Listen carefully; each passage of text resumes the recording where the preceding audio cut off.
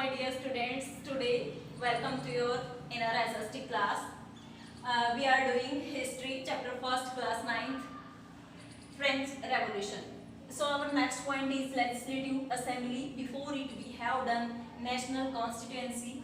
So next point is new constitution, king restored in the as head of the state. उन्हें क्या किया है, जैसे ही हमने क्या था, हमने लास्ट लेक्चर में रिकॉल करवा देती हूँ कि लास्ट में हमने क्या किया था कि किंग को क्या था एस्केप करने के करके वो कहाँ जाने की ट्राई कर रहे थे, ऑस्ट्रिया, बट उसको वहां से क्या था कैप्चर कर लिया गया और कहाँ लाया गया था, वापस फ्रांस में लाया गया उसको, और king restored as the head of the state. और जैसे ही लेजिस्लेटिव असेंबली क्रिएट की गई, किंग के हाथ में वापस से सारी पावर दे दी गई थी।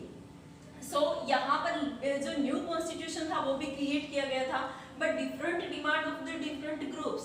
जैसे ही कॉन्स्टिट्यूशन के बारे में बातें हुई वैसे ही लोगों ने क्या किया, जितने भी ग्रुप्स जैकोबिन्स और जिरोंडेन्स जितने भी आपके ग्रुप बनाए थे, जो वुमन के लिए भी बनाया गया था, last lecture I have told that कि ये ग्रुप जितने भी बनाए गए थे इसके अंदर क्या किया था, कन्फ्लिक्शन आना स्टार्ट हो गया था। ड्यू टू कन्फ्लिक्शंस वहां पे प्रॉब्लम क्या हुई कि किसी ने कहा कि ये वाले राइट्स इसके अंदर गिवन करने चाहिए कॉन्स्टिट्यूशन में, अदर आर सेइंग दैट कि किंग का किंगडम नहीं होना चाहिए, मोनार्की को टोटली फिनिश कर देना चाहिए। सो ये सारी जो प्रॉब्लम्स क्रिएट हुई, due to these problems legislative assembly क्या होने लगी थी, प्रॉब्लम में आ गई थी कि इसका सस्पेंडेड टाइम स्टार्ट हो गया था। सो यहाँ पर क्या हुआ, जैसे ही इसके क्या था वर्क करना यहाँ पर कम हो गया था, लेजिस्लेटिव असेंबली का कंटिन्यूअसली वो वर्क में नहीं रही थी। Declaration of the Bernard Austria and Persia, इसको क्यों कहा गया है कि बेनार्ड की जो डिक्लेरेशन थी वो ऑस्ट्रिया और पर्सिया में, ये यहाँ के जो किंग थे इन्होंने क्या था एक असेंबली क्रिएट की और उन्होंने बातें की कि कंप्लीटली मोनार्की सिस्टम ही होना चाहिए किसी भी कंट्री में हो चाहे, बट कंप्लीटली होना क्या चाहिए, जैसे कि लुईस 16 के साथ पहले उसको हटाने की बातें की गई थी। सो ऐसा नहीं होना चाहिए, हम सब क्या है एक साथ रहेंगे। ऑस्ट्रिया और पर्सिया के जो लोग थे, उन्होंने जो किंग थे उन्होंने बातें की कि ऐसे तो अगर आज फ्रांस में मोनार्की सिस्टम को फिनिश कर दिया गया तो आगे हमारे भी क्या है टर्न वाइज हमें भी उसी लाइन में खड़े होना पड़ सकता है। तो ये लोग किसके साथ लगे, जो लुईस 16 थे उसके साथ। तो इससे क्या हुआ, जो ये डिक्लेरेशन ऑफ बेनार्ड किया गया था इसके अंदर फ्रांस के लोग क्या हुए, ज्यादा रेवोल्यूशनरी सिस्टम में आ गए।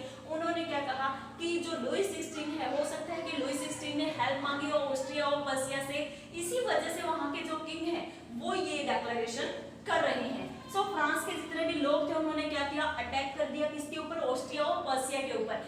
ये दोनों क्या थे, ज्वाइंटली वर्क कर रहे थे, तो फ्रांस के लोगों ने इनके ऊपर क्या कर दिया, अटैक किया। जैसे ही इनके ऊपर अटैक किया तो ये लोग भी क्या था, इन्होंने साथ में ही मतलब लुईस 16 के साथ देने के लिए फिर इन्होंने क्या था अपने कदम पीछे किए।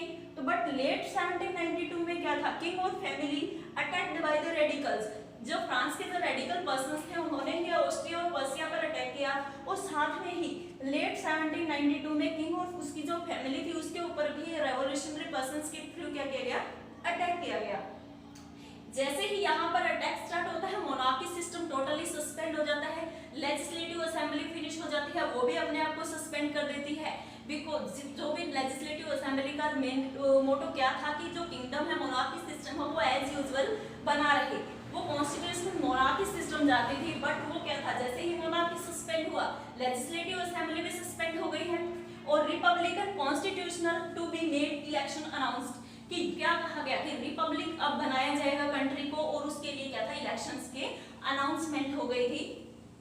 जनवरी 1793 में क्या था, लुईस 16 को ट्रायल के लिए रखा गया, सेंटेंस टू डेथ, और उनको क्या था कि मार दिया गया था, तो उनकी हत्या कर दी गई। ऐसे ही जो ब्रिटिशियन थे, जैसे ही ये वाली घटना होती है उस टाइम क्या होता है, जिस इवेंट के बाद में ब्रिटिश, डच, स्पेन ये सब किसके साथ आ जाते हैं, कॉलिशन बनाते हैं, और कॉलिशन में क्या करते हैं, ऑस्ट्रिया और पर्सिया के साथ मिक्स कर लेते हैं अपने आप को, कहते हैं कि we will be together at that time. So ये जो कॉलिजन हुआ था, जो ब्रिटिश का, डच का, स्पेन का और ऑस्ट्रिया और पर्सिया, इन लोगों ने मिलकर क्या किया था, the war of first collision we can call it. La Marseillaise, ये क्यों कहा गया है, नेशनल एंथम था कहाँ का, फ्रांस का, क्लॉड डे लीजले। ये क्या था, आज भी है, ये नहीं है कि ये उस टाइम था तो आज नहीं है, आज भी इसी नेशनल एंथम को फ्रांस में क्या है बोला जाता है, जैसे ही रिपब्लिक की साइड वो लोग जाते हैं तो उनका नेशनल एंथम क्रिएट किया गया, क्योंकि अनाउंसमेंट हुई थी रिपब्लिक के लिए, मोनार्की सिस्टम जैसे ही सस्पेंडेड हुआ है उनका एक अलग से नेशनल एंथम क्रिएट किया गया। और इसी को क्या था, इसको किस नाम से जाना गया था, लास मेसेलेस। कॉन्स्टिट्यूशनल मोनार्की अब किस में चेंज हो चुकी थी, रिपब्लिक में, क्योंकि हमने क्या देखा है कि कंप्लीटली जो मोनार्की सिस्टम था वो सस्पेंड हो चुका है, और जो अलग जो ये यूरोपियन जो अदर कंट्रीज थे, जो ब्रिटिश जो पावर्स थी, वो क्या है अब जो एक साथ आ चुकी हैं। बट जो फ्रांस के लोग थे उन्होंने अपनी कंट्री से कॉन्स्टिट्यूशनली मोनार्की सिस्टम कंप्लीटली खत्म करके क्या बना दिया है, republic. Okay, that was the constitutional monarchy to republic. That is the situation of France at 1793. So our chapter will be continued, students. Write down these points. Thank you. Have a nice day.